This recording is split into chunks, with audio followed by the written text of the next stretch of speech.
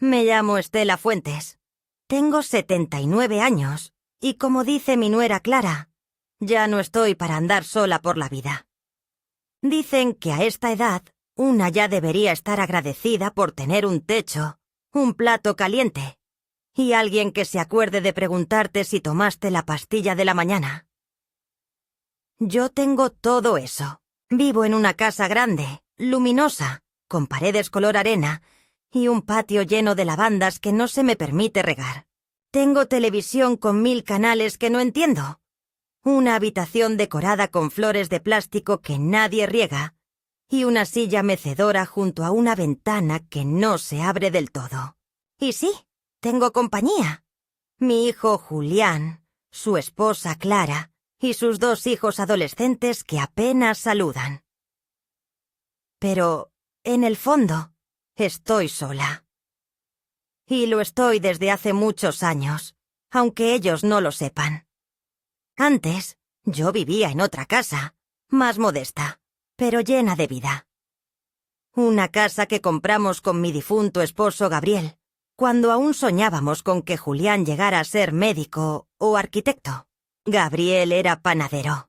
Trabajaba de madrugada y regresaba con olor a levadura y harina.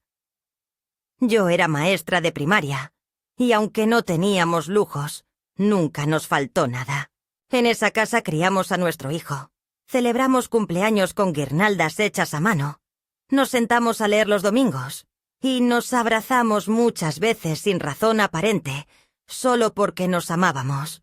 Después de que Gabriel falleció, ya hace casi 2 décadas, un infarto fulminante mientras barría las hojas del patio, la casa quedó en mis manos. Aprendí a cambiar focos, arreglar una canilla que goteaba, pintar con rodillo sin salpicar demasiado. Era mi refugio y mi responsabilidad.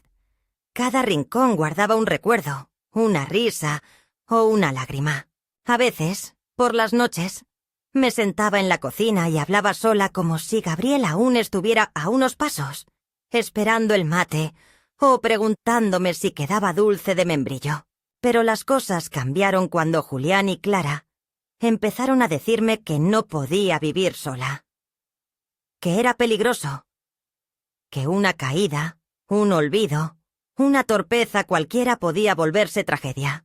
Me lo decían con esa mezcla de cariño y condescendencia que me revolvía el estómago. Me hicieron sentir como una planta frágil que debía trasladarse a una maceta más segura. Al principio resistí. Les decía que me sentía bien, que no necesitaba ayuda, pero luego vinieron los comentarios más duros. No queremos que un día te pase algo y nadie se entere. Ya no estás para andar en escalera. La casa es muy grande para ti sola. Y un día, sin darme cuenta, acepté. O quizá me rendí. Vendimos mi casa. Bueno, en realidad ellos lo hicieron todo. Buscaron el comprador, firmaron los papeles, gestionaron los trámites. Yo solo estampé mi firma donde me señalaron. A cambio me ofrecieron un cuarto en su casa. Mi espacio. Lo llamaron. Me prometieron que estaría acompañada, cuidada, querida. Y yo quise creerles. Los primeros días fueron extraños, como cuando se duerme en una cama ajena y el cuerpo no encuentra su lugar. Todo olía diferente. Todo sonaba ajeno. Clara me mostró con orgullo la habitación que habían preparado para mí. Sábanas nuevas, cojines bordados, una lámpara de lectura, un florero de plástico en la mesita de noche. Yo agradecí en voz alta, pero en silencio extrañaba mi vieja manta deshilachada, las fotos enmarcadas torcidas, la ventana que daba al limonero de la vecina. Extrañaba mi desorden, porque en esta casa todo está demasiado en su sitio, todo limpio, todo ordenado, todo regulado. Hasta las conversaciones. Nunca duran mucho. Julián me pregunta cómo estoy, pero no espera respuesta. Clara me informa del menú y del clima. Los nietos no preguntan nada. Se encierran en sus habitaciones, conectados a pantallas, desconectados del mundo. Yo intento sonreír, no causar molestias, ser una buena abuela. Me esfuerzo por no hablar demasiado de antes, por no mostrar tristeza. Pero no siempre lo logro. Una tarde, mientras buscaba mi cuaderno de recetas, el viejo, con tapas de cartón y manchas de grasa, descubrí que no estaba. Clara me dijo que debió haberse perdido en la mudanza, pero yo recuerdo haberlo puesto en la caja azul, como tantas otras cosas que ya no encuentro.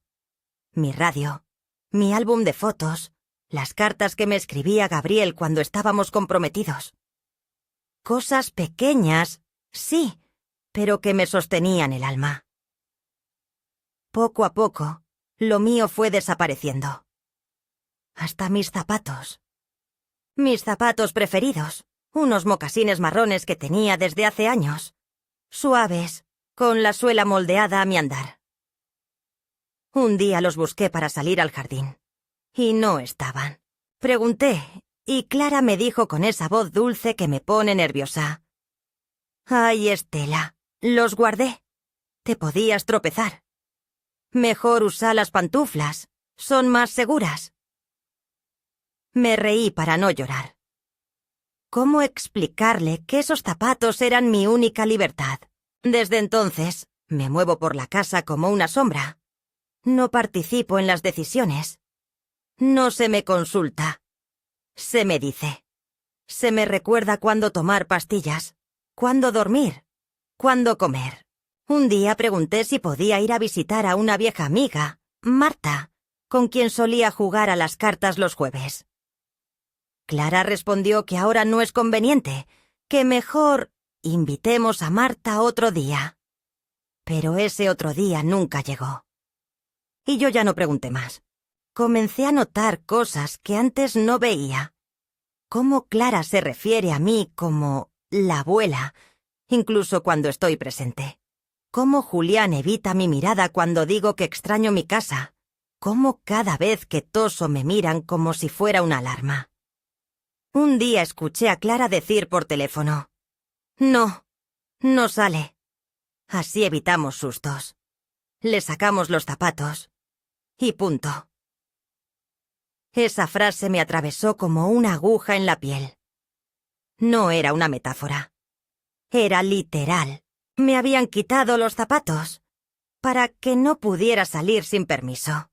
Así empezó este encierro disfrazado de protección. Esta prisión de flores plásticas y horarios fijos.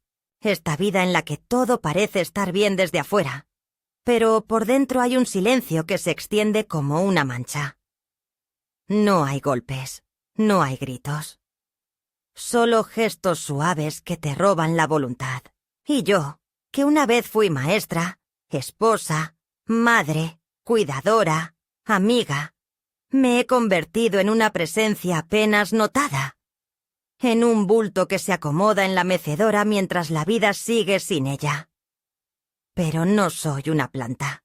No soy una muñeca vieja sentada en una vitrina. Todavía siento. Todavía pienso. Todavía recuerdo lo que es ser libre. Y quizás, solo quizás, todavía me queda una última historia por escribir. El día que todo cambió no fue un día diferente a los demás. Al menos no al principio. Era un miércoles.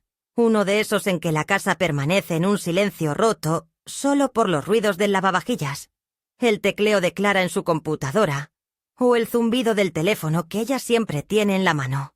Me levanté temprano. Como siempre. A pesar de mi edad, nunca perdí la costumbre de madrugar, de aprovechar el frescor de la mañana. Me senté en la cama. Recé en voz baja unas palabras para Gabriel, como lo hago desde hace años, y me puse las pantuflas que me han dejado. Caminé lentamente hacia la cocina, con la espalda algo encorvada, pero firme aún. Al llegar, Clara ya estaba allí, bebiendo su café con leche de almendras y mirando noticias en su tableta. Me saludó sin mirarme, un murmullo mecánico que apenas rozó el aire. Yo respondí como siempre, con una sonrisa y una pregunta sobre el clima, aunque ya sabía que no le importaba. Ella solo asintió y siguió con su rutina. Ese día me sentía particularmente inquieta. Tal vez era la humedad en el aire, tal vez un presentimiento. Decidí que quería salir. Hacía semanas que no caminaba por el parque de la esquina, ese que solía recorrer con Marta cuando aún vivía en su departamento. Desde que me mudé aquí, salir se había vuelto una especie de trámite, una operación logística con múltiples permisos. Pero ese día sentí la necesidad de caminar, de ver gente, de oler el aire de la calle. Así que después del desayuno, fui a mi habitación. Me puse un vestido sencillo de lino azul, el mismo que usaba para ir a misa, y comencé a buscar mis zapatos. No estaban en su sitio. Revisé bajo la cama, en el armario, en el mueble donde guardo algunas cosas. Nada. Solo las pantuflas. Me agaché con dificultad, palpé entre las cajas viejas de mis libros, pero no había rastro de ellos. Mi corazón dio un pequeño vuelco. Respiré hondo. Me incorporé con esfuerzo y caminé hacia la sala donde Clara seguía absorta en su mundo digital. ¿Has visto mis zapatos marrones, Clara?, pregunté con una voz suave pero firme. Ella tardó en responder, como si la pregunta no fuera para ella, como si le hablara el televisor. Finalmente levantó la vista y dijo: «Ah, los guardé. Esos no tienen buen agarre. Son peligrosos. Te podés caer. Mejor usa las pantuflas». Me quedé en silencio unos segundos, intentando procesar sus palabras. No eran nuevas, pero ese día sonaron distintas. Algo en su tono, esa mezcla de falsa preocupación y orden encubierta, me hizo sentir como si de pronto me hubieran encendido una luz en la cara. «Pero necesito salir. Solo voy a caminar unas cuadras», respondí, esperando una reacción diferente. Clara bajó la tableta, se levantó y caminó hacia mí con los brazos cruzados. «Estela, no es buena idea. Hoy viene el fisioterapeuta. Además, Julián me pidió que estuvieras tranquila. Ya tuvimos un susto hace unas semanas con tu presión. ¿Para qué arriesgarse?» Yo quería gritarle que no era una niña, que no tenía 5 años, que solo quería pisar la vereda y sentir el sol en la cara. Pero no lo hice. Algo en su mirada, esa forma en que me evaluaba como quien observa una planta que empieza a marchitarse, me paralizó. Volví a mi habitación y cerré la puerta. Me senté en la cama y me quedé allí, mirando mis manos. Esas manos que alguna vez sostuvieron a mi hijo con fiebre, que corrigieron cientos de cuadernos de alumnos, que amasaron pan, que limpiaron heridas, que acariciaron el rostro de Gabriel la última noche que estuvo vivo. Manos útiles, llenas de memoria. Ahora me parecían ajenas, como si ya no me pertenecieran. Pasé la mañana leyendo un libro que había empezado 3 veces. No lograba concentrarme. A la hora del almuerzo, bajé al comedor. Clara me sirvió una sopa tibia y una ensalada. Comimos en silencio. Yo observaba sus movimientos precisos, el modo en que siempre ponía el plato apenas más lejos de lo que yo podía alcanzar, obligándome a pedirlo. Era un gesto pequeño, pero constante. Una manera de recordarme que dependía de ella para las cosas más mínimas. Después de comer, fui al baño. Al abrir el botiquín, vi que algunos de mis medicamentos estaban etiquetados con letras grandes, como si no supiera leer. Otros directamente habían desaparecido. No los había tomado todos, claro que no. Pero tampoco se me había consultado. Cerré el botiquín con más fuerza de la necesaria, lo que provocó un leve estruendo que resonó en el pasillo. No pasó un minuto antes de que Clara asomara la cabeza. «¿Todo bien?», preguntó. Yo asentí. Solo se cayó un frasco. No era cierto, pero a esas alturas, la verdad y la conveniencia empezaban a parecerse. A la tarde, recibí una llamada inesperada. Era Marta. Su voz sonaba débil, pero alegre. Me dijo que estaba mejor de la operación, que extrañaba nuestras charlas y que quería verme. Le respondí que yo también la extrañaba. Cuando le dije que tal vez podía ir a visitarla el sábado, su tono cambió. «Estelita, te he llamado 5 veces las últimas semanas. Clara me dijo que estabas muy débil, que no te convenía recibir visitas». El silencio se apoderó de la línea. Yo no sabía qué decir. Sentí vergüenza, rabia, tristeza, todo junto. Le pedí disculpas. Le prometí que haría lo posible por ir. Colgué con las manos temblorosas. Fui hasta la cocina, donde Clara cortaba zanahorias. ¿Le dijiste a Marta que no podía visitarme?, le pregunté sin rodeos. Clara ni siquiera fingió sorpresa. «Es que no estabas bien, Estela. Y Marta te altera. Siempre hablando del pasado, de cosas que no ayudan. Vos necesitas tranquilidad, no remover cosas». Remover cosas. Esa frase me quedó clavada, como si los recuerdos fueran tierra sucia. Como si todo lo que fui, todo lo que viví, todo lo que aún me queda por decir, debiera ser enterrado en silencio. Esa noche no pude dormir. Me revolvía entre las sábanas, tratando de encontrar una postura en la que el cuerpo no doliera tanto y el alma pudiera descansar. A las 3 de la mañana me levanté. Fui a la sala. Apagué el televisor que Clara había dejado encendido y me senté en la oscuridad. Afuera llovía. Escuché el goteo suave en el alero. Y lloré. No de rabia. No de tristeza. Lloré por una claridad nueva. Por un velo que se había roto. Entendí que ya no era una invitada en esta casa. Era una interna. Una mujer adulta en estado de custodia.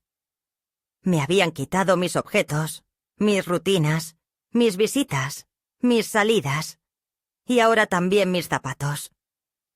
No para protegerme. No, me los habían quitado para que no saliera sin permiso. Y lo peor es que funcionaba. Habían logrado hacerme creer que eso era por mi bien. Que ser obediente era una virtud. Que adaptarse era madurez. Pero esa noche, sola en el sillón, descalza, envejecida y silenciada, comprendí que había algo más peligroso que la caída de un cuerpo. La caída de la voluntad. Después de aquella madrugada, algo cambió en mí.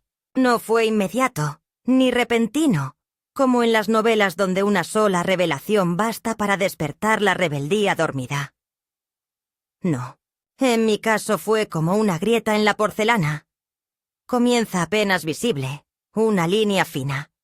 Pero con los días se extiende, se abre, hasta que un día la taza estalla en silencio en la alacena. Empecé a mirar la casa con otros ojos. A notar cosas que siempre estuvieron allí, pero que yo, por necesidad de paz, o por temor al conflicto, había decidido ignorar. El código del portón, que antes conocía, había sido cambiado. Pregunté por él una mañana y Clara simplemente me dijo: «No hace falta que lo tengas. Si necesitas algo, nos llamas». En la práctica significaba que ya no podía salir sin que alguien me escoltara, como si yo fuera un paquete frágil que no puede circular sin supervisión. Me costaba entender en qué momento había dejado de ser una persona capaz para convertirme en un ser que debía ser contenido. No había caído. No había perdido la memoria. No hablaba sola ni dejaba la estufa encendida.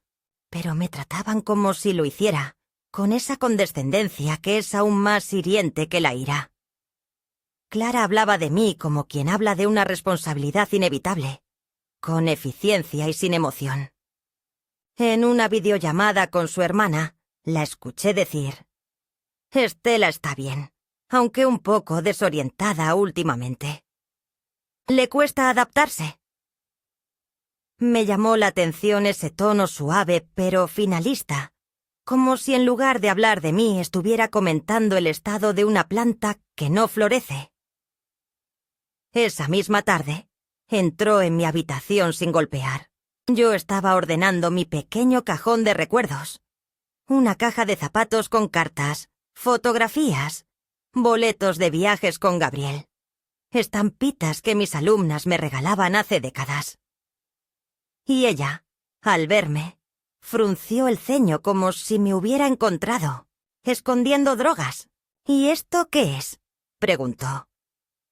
Le respondí que eran cosas mías. Me miró como si yo no supiera lo que decía. «Te hace mal guardar todas estas cosas, Estela. No es bueno vivir en el pasado. Vos tenés que enfocarte en el presente». Y sin más, intentó cerrar la caja. Tuve que poner la mano encima para evitarlo. «Son mías», dije. Clara me miró largo rato, sin decir nada, y luego se fue. Esa noche volví a revisar una por una las cartas. Algunas estaban tan descoloridas que apenas podía leerlas. Me pregunté si algún día alguien volvería a escribir con esa delicadeza, con ese respeto por el tiempo, por la espera, por el otro. A los pocos días, otra señal del cerco que se cerraba sobre mí apareció en la forma más absurda: el azúcar. Fui a preparar mi café. Ese momento ritual que me anclaba a la vida propia. Y al abrir la alacena, el frasco de azúcar no estaba. Pensé que habría sido un descuido, pero no. Clara me informó más tarde, con su tono habitual, que había decidido sacar el azúcar por mi bien, porque a tu edad es mejor limitarlo. Le pregunté si mi médico había dicho algo.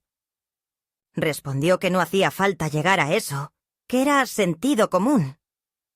Entonces comprendí que Clara había tomado el rol de autoridad, que ya no era mi nuera.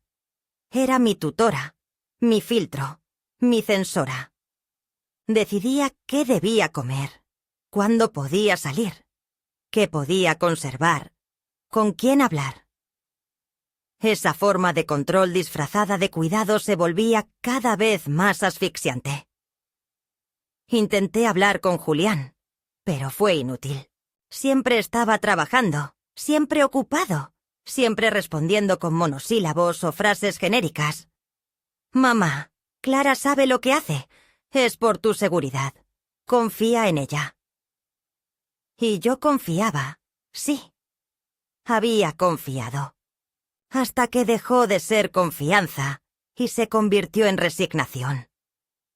Una mañana, mientras barría la galería, porque todavía me gusta sentir el crujido de la escoba sobre el piso, escuché una conversación entre Clara y el jardinero. No me vieron.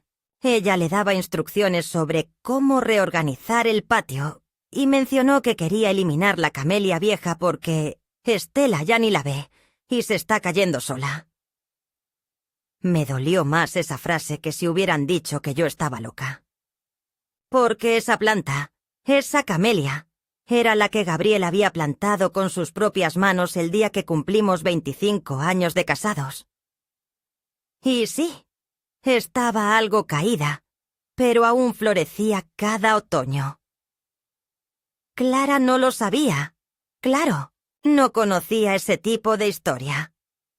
No entendía que una planta puede ser un símbolo, una raíz, un testimonio. Y pensé, mientras la escuchaba reírse con el jardinero, qué otras cosas que eran mías se habían eliminado ya sin mi permiso. ¿Qué más había dejado de ver? Mi única alegría esos días era el momento en que llegaba Laura, la enfermera de reemplazo. Era joven, atenta, y me hablaba como a una persona entera. Me preguntaba por mis libros. Me pedía consejos de cocina. Incluso una vez trajo un alfajor casero que había hecho con su abuela, y me lo ofreció como quien entrega un pedazo de infancia compartida. Ella fue quien, sin querer, me hizo abrir los ojos del todo. Una tarde, mientras tomábamos té, me dijo con naturalidad: «La casa es hermosa. La remodelaron mucho desde que vivía la otra señora, ¿no?» Me quedé quieta. «¿Otra señora?», pregunté. «Sí, una señora mayor, antes de usted. Vivía aquí con su hija también. Era simpática, aunque a veces se la notaba confundida. Pero bueno, después la trasladaron a un lugar. No sé bien por qué».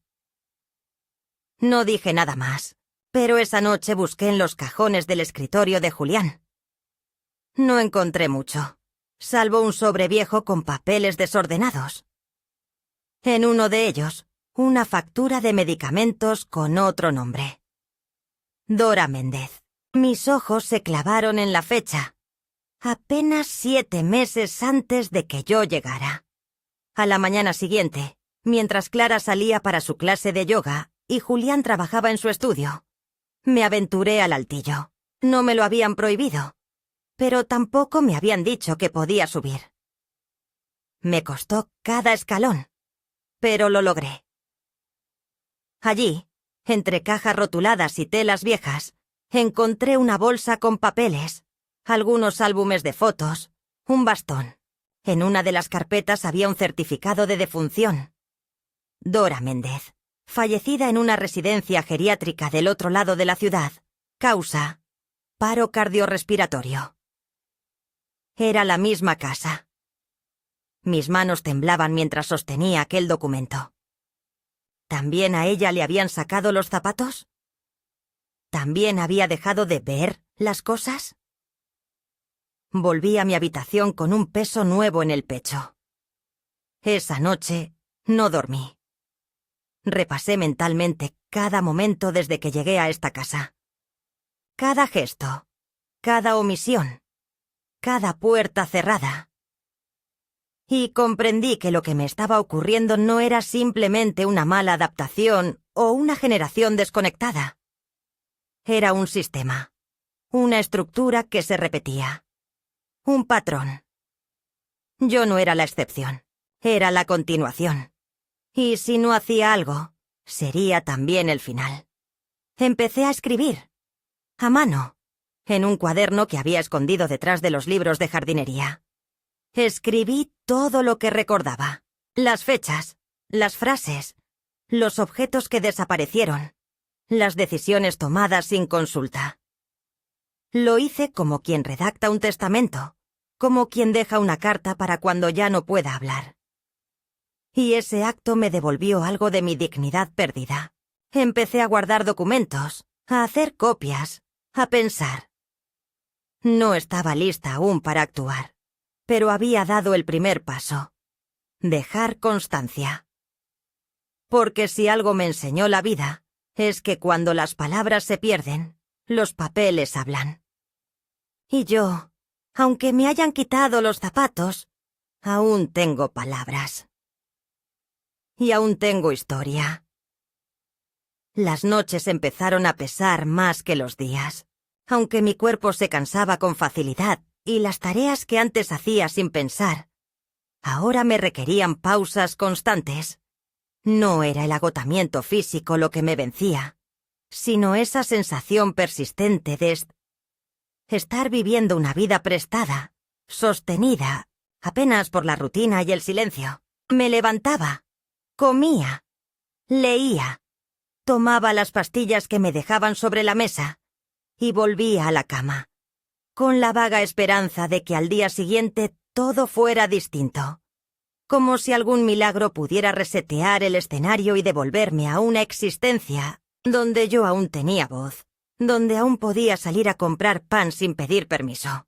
Sin embargo, con cada día que pasaba, más claro me quedaba que ese mañana no iba a llegar solo. Tendría que hacerlo venir, aunque no supiera cómo.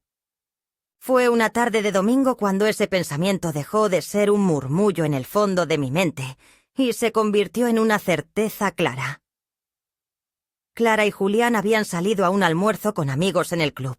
Yo me quedé sola, como casi siempre los fines de semana.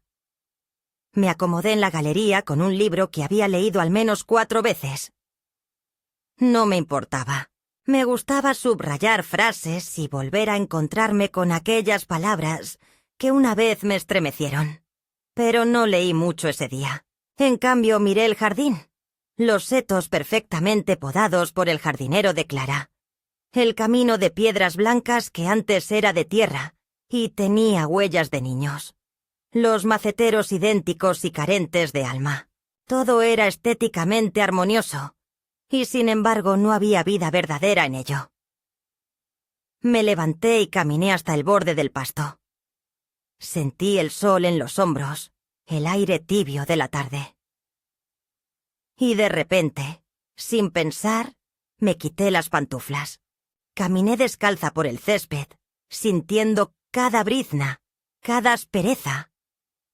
Cerré los ojos y me vi a mí misma, 30 años atrás, jugando con Julián, regando con Gabriel, riendo con la boca abierta. Fue entonces que lo supe. No era demasiado tarde. Mientras pudiera recordar cómo era sentir, aún había esperanza. Volví adentro. Fui a mi habitación, abrí el cajón del fondo y saqué el cuaderno donde había estado escribiendo. Empecé una nueva página. Hoy decidí no dejar que me borren. Lo escribí con letra firme, cuidada. Después me senté frente a la computadora familiar, la que usaban para pagar cuentas o buscar recetas. No tenía clave. Me sorprendió la negligencia de Clara. Revisé los correos abiertos, los documentos. Allí encontré algo que no esperaba. Un archivo titulado Plan Patrimonial Estela, Etapa 2. Lo abrí con el corazón acelerado. No entendía todos los términos legales, pero lo esencial era claro. Clara había estado organizando una reestructuración de bienes. Entre otras cosas, se mencionaba una transferencia de fondos a una cuenta conjunta con Julián, la venta oportuna de ciertos activos, y una frase que me heló la sangre. Estela no se opone activamente, pero su confusión se ha vuelto frecuente, por lo que no será necesaria la autorización directa. Era falso. Yo no estaba confundida. Nunca lo estuve. Esa etiqueta, esa construcción narrativa era su herramienta para operar sin mi consentimiento. Me temblaban las manos. Cerré el documento. Lo guardé en una memoria USB que había en un cajón y lo escondí entre mis libros. Esa misma noche, cuando Julián volvió, le pedí que habláramos. No en la cocina, no con Clara. Solos, en la galería. Al principio se mostró reacio, nervioso. Le dije que quería compartir algunas preocupaciones, que necesitaba su atención. Se sentó, mirándome con ese aire de apuro que adoptaba cada vez que yo intentaba tener una conversación seria. Le hablé con calma. Le pregunté si él había leído el documento que Clara preparaba con mi nombre. No respondió. Bajó la vista. Le dije que sabía que habían vendido parte de mis bienes sin consultarme, que me estaban tratando como si ya no pudiera decidir por mí misma, que habían tejido una realidad que no era cierta para controlar cada aspecto de mi vida. Mamá, no es lo que pensás. Fue todo lo que atinó a decir. Lo miré a los ojos. ¿Y qué es lo que pienso, Julián? Él no respondió. Pensás que estoy loca, que me volví inútil, que no merezco saber en qué gastan el dinero que gané junto a tu padre con años de trabajo honesto. Pero no lo estoy. No lo estoy, Julián. Estoy más despierta que nunca. Quiso replicar, pero levanté la mano. No me expliques. Escúchame.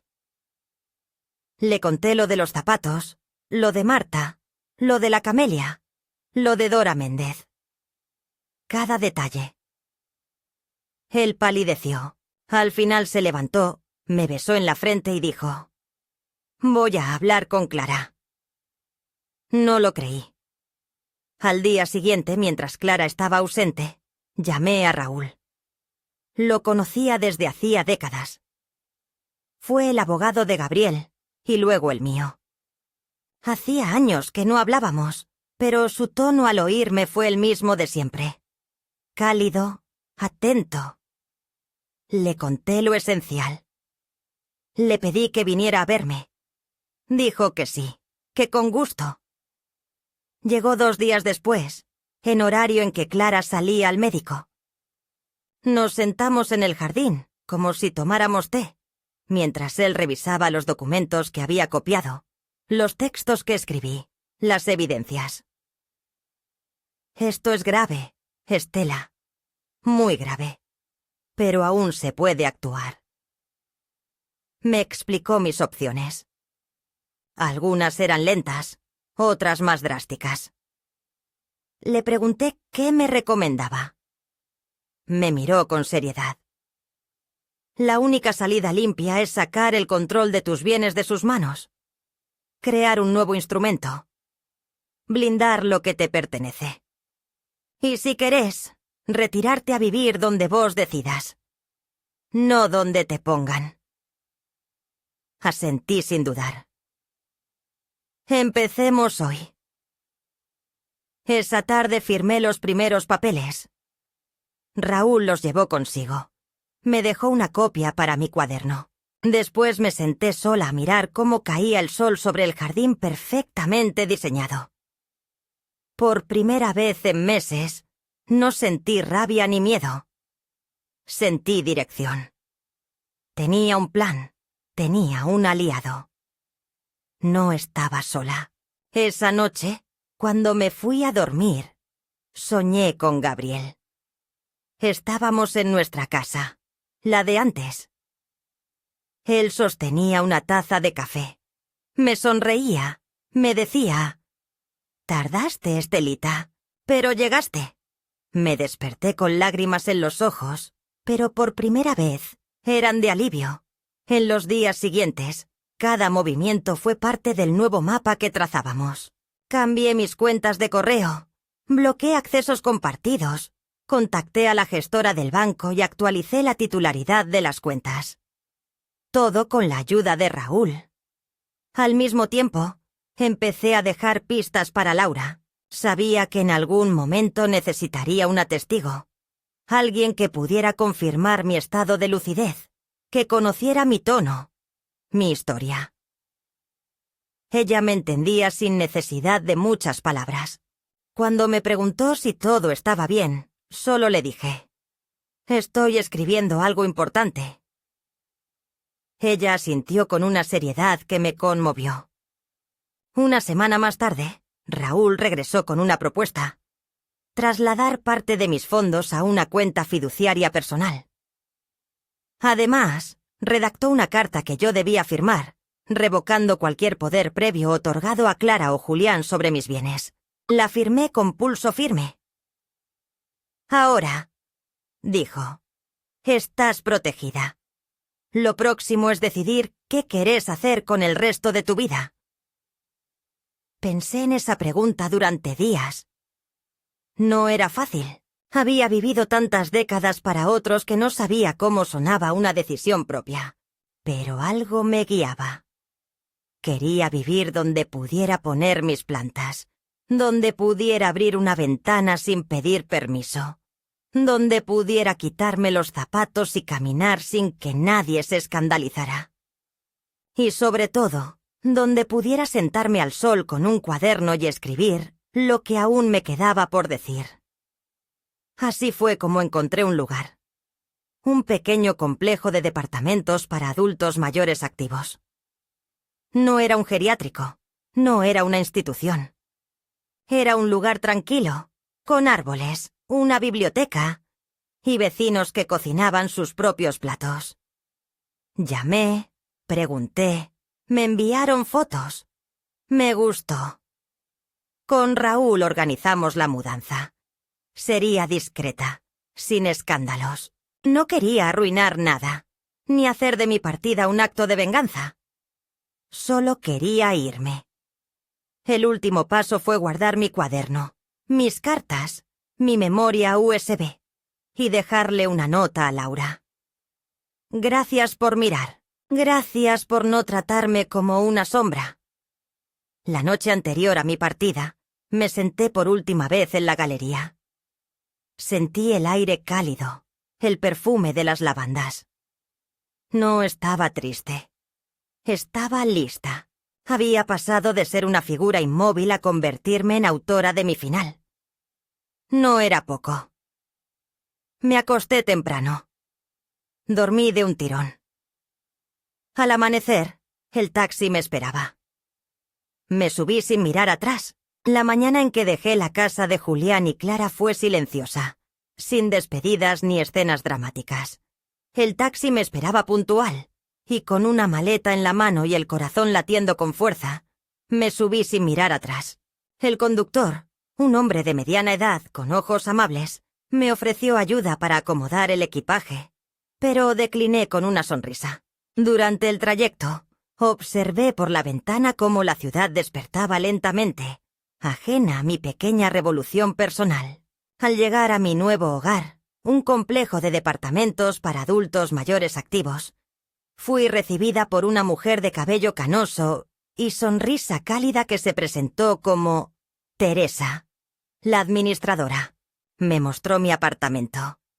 Un espacio luminoso, con una pequeña cocina, una sala acogedora y un balcón que daba a un jardín comunitario.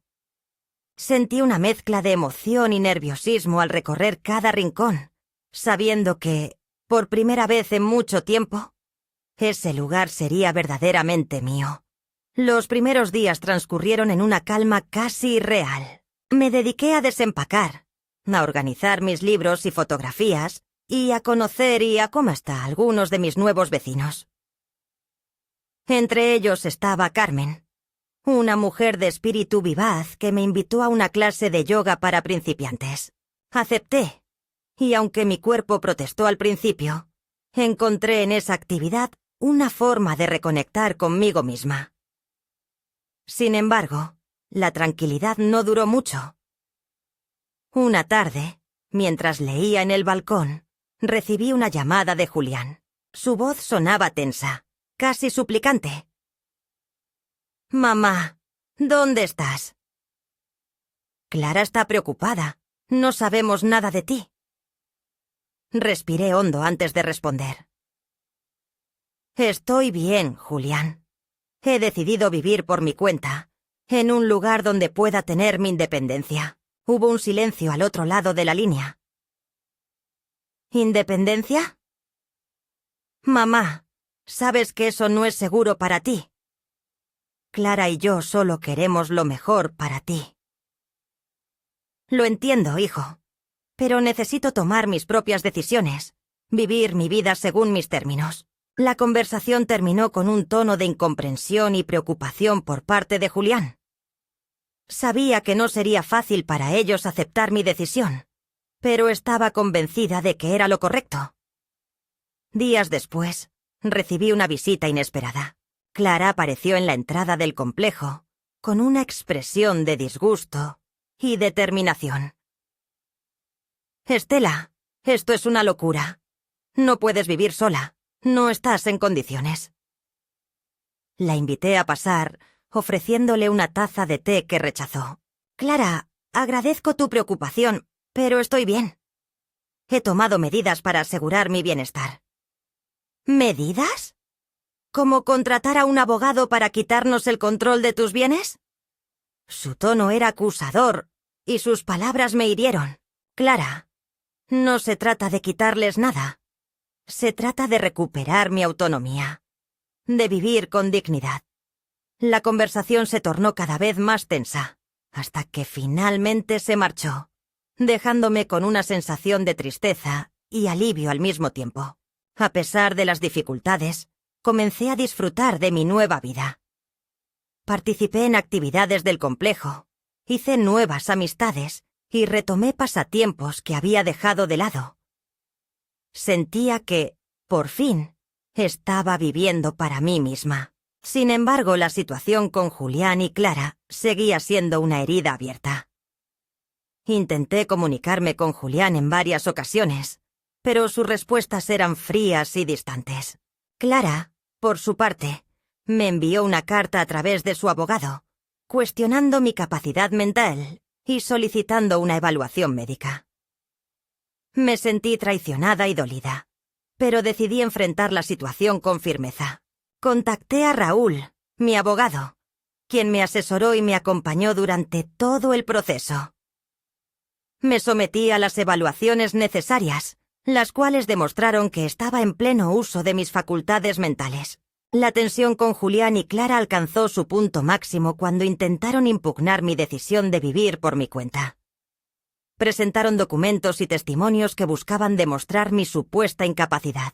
Fue un proceso doloroso, pero conté con el apoyo de mis nuevos amigos y de profesionales que creyeron en mí. Finalmente, el tribunal falló a mi favor, reconociendo mi derecho a decidir sobre mi vida y mis bienes. Fue una victoria agridulce, pues aunque había ganado legalmente, la relación con mi hijo y mi nuera estaba profundamente dañada. A pesar de todo, seguí adelante. Me enfoqué en construir una vida plena y significativa, rodeada de personas que me valoraban por quién era. Aprendí que nunca es tarde para reclamar nuestra autonomía y vivir con dignidad. El día de la audiencia final llegó con un cielo grisáceo, cargado de una humedad espesa que parecía presagiar un desenlace doloroso. Me desperté antes de que sonara la alarma, no porque tuviera miedo, sino porque mi cuerpo, acostumbrado a décadas de madrugar para enfrentar la vida, sabía que aquella jornada no era como las demás. Me vestí con calma, eligiendo un conjunto sobrio pero firme, como quien se arma de dignidad para cruzar un umbral. Laura me acompañó en taxi. Ella se ofreció sin que yo se lo pidiera, con esa mezcla de ternura y coraje que solo quienes han visto la injusticia de cerca pueden ofrecer. Mientras el vehículo avanzaba por calles mojadas, pensé en Gabriel, en cómo habría querido que él estuviera allí, con su mirada serena, con su forma de tomarme la mano justo antes de entrar a una sala donde nos esperaba lo incierto. El juzgado era frío, funcional, sin rastros de humanidad en sus muros grises. Nos recibieron en una sala pequeña, con una mesa al centro, sillas de respaldo recto y un escritorio donde se ubicaría la jueza. A un lado, Julián y Clara llegaron juntos. Ella vestía de negro, como si estuviera asistiendo a un velorio, quizá el de la imagen que construyó durante años. Julián, por su parte, lucía nervioso, con el ceño fruncido y las manos entrelazadas, evitando mirarme directamente. Raúl me había advertido que podían presentarse con argumentos duros, con frases ensayadas para parecer protectores y víctimas a la vez. Y así fue. La jueza, una mujer de rostro severo pero voz equilibrada, inició el proceso con una lectura de antecedentes. Se expusieron los movimientos de mis cuentas, los documentos firmados en mi nombre, las decisiones tomadas sin mi participación directa. Clara tomó la palabra con una elocuencia ensayada. Habló de mi confusión recurrente, de episodios de olvido, de su preocupación constante por mi seguridad. Alegó que, como familia, solo habían querido brindarme una vida tranquila y ordenada, y que mi decisión de apartarme era producto de una manipulación externa. Me aludió sin nombrarme, como si fuera una figura ajena a mi propia historia. Cuando fue mi turno, me levanté con calma. No tenía un discurso preparado. Solo llevaba mi verdad. Dije mi nombre completo, mi edad, y recordé en voz alta la primera vez que tomé decisiones sola. Cuando, con 14 años, rechacé un trabajo en una tienda para seguir estudiando. Cuando, con 23, me casé con Gabriel contra el consejo de mi familia. Cuando, con 46, enfrenté una enfermedad sin dejar de dar clases. Luego conté lo que había vivido en la casa de Julián y Clara.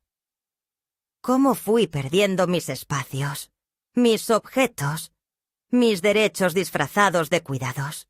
Describí la desaparición de mis zapatos, la imposibilidad de salir, las visitas canceladas, las decisiones tomadas sin consulta. No grité. No lloré. Hablé como quien enumera una larga lista de ausencias. Raúl presentó la memoria USB con los documentos encontrados, los audios que Laura había grabado con mi autorización, las notas de mi diario. También aportó los informes médicos que certificaban mi plena capacidad cognitiva. La jueza escuchó con atención. Hizo preguntas precisas. Julián intentó intervenir varias veces, pero fue interrumpido por su propio abogado, que notaba cómo sus argumentos se debilitaban con cada nueva prueba. Clara, por su parte, empezó a perder la compostura. Su tono se tornó defensivo, casi agresivo, alegando que todo era un complot para desprestigiarla. Yo le di un hogar. La traté como a una madre. Gritó en un momento. La jueza la mandó a callar con una firmeza que me reconfortó. La audiencia duró casi 4 horas. Al final, la jueza se retiró a deliberar. Esperamos en silencio. Julián y Clara salieron de la sala por unos minutos. Laura me tomó la mano. «Pase lo que pase, hiciste lo correcto», me susurró. Yo asentí. No por conformidad, sino porque lo sentía con cada fibra de mi cuerpo. Cuando la jueza regresó, su veredicto fue claro. Reconocía mi plena capacidad legal, mi derecho a administrar mis bienes y a vivir de forma independiente.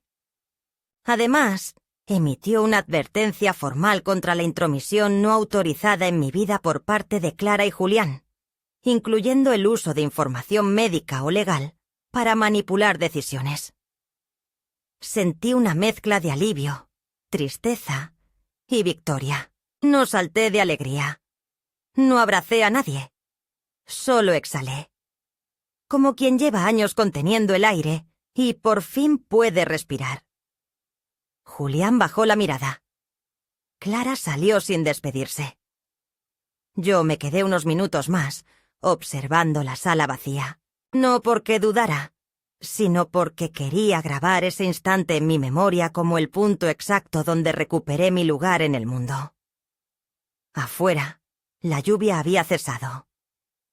Caminamos hacia el taxi.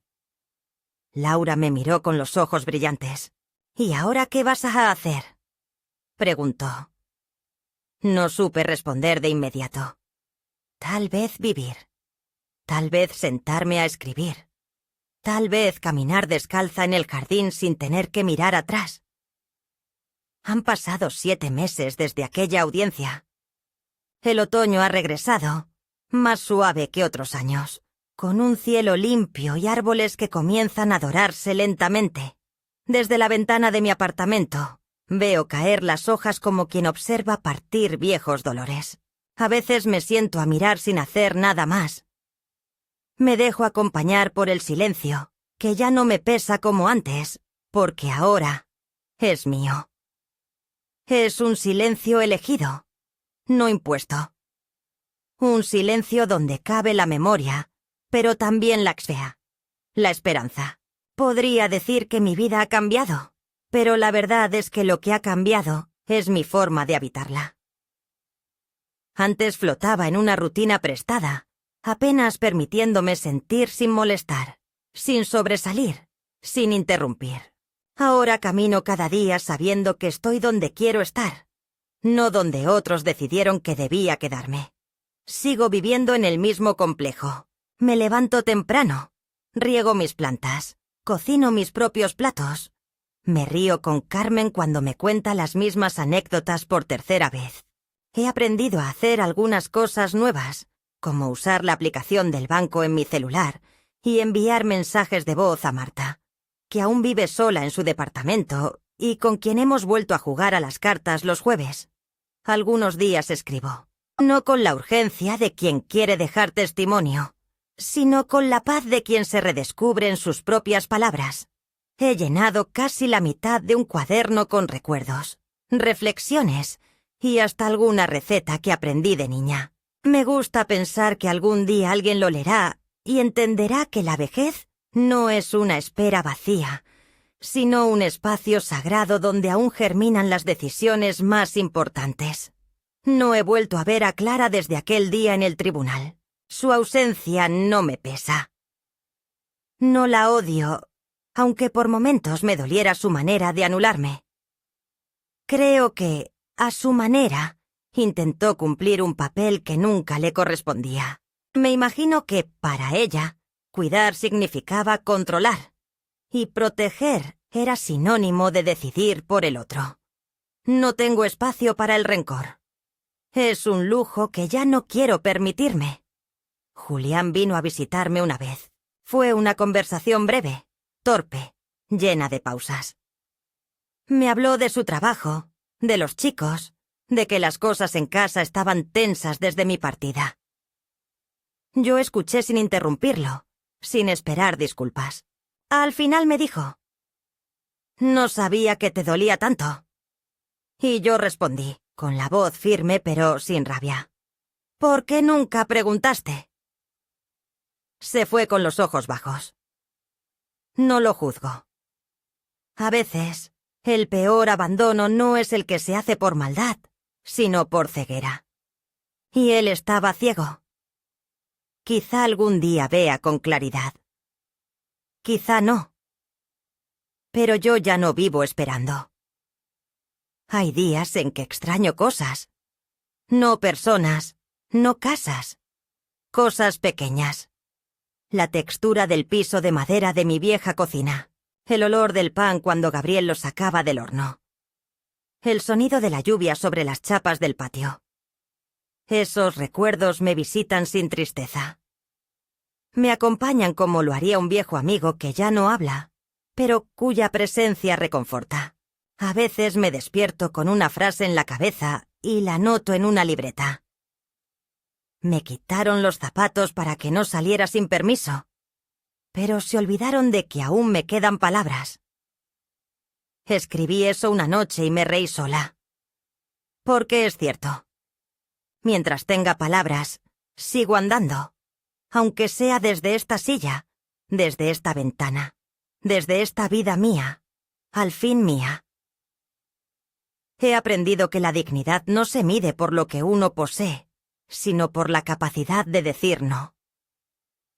No al silencio impuesto, no al trato de niño disfrazado de amor. No a la idea de que envejecer es volverse invisible. Yo no soy invisible. Y aunque mi cuerpo ya no sea el de antes, aunque mis pasos sean más lentos, mi voluntad está más viva que nunca. No quiero que me vean como una víctima. No lo fui. Fui, y soy, una mujer que luchó por recuperar su lugar cuando todos pensaban que ya estaba de más. Y no necesito aplausos por eso. Solo quiero que mi historia sirva, tal vez, a otra mujer sentada frente a una ventana, preguntándose si es tarde para cambiar. No lo es. Nunca lo es.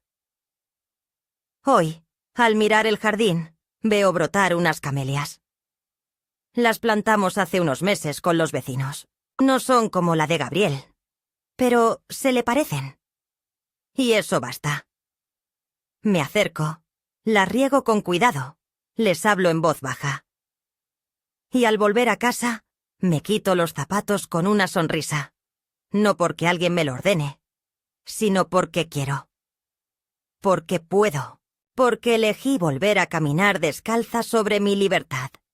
Y ese, a mi edad, no es un gesto menor. Es una victoria. Silenciosa, pero mía. Siempre mía.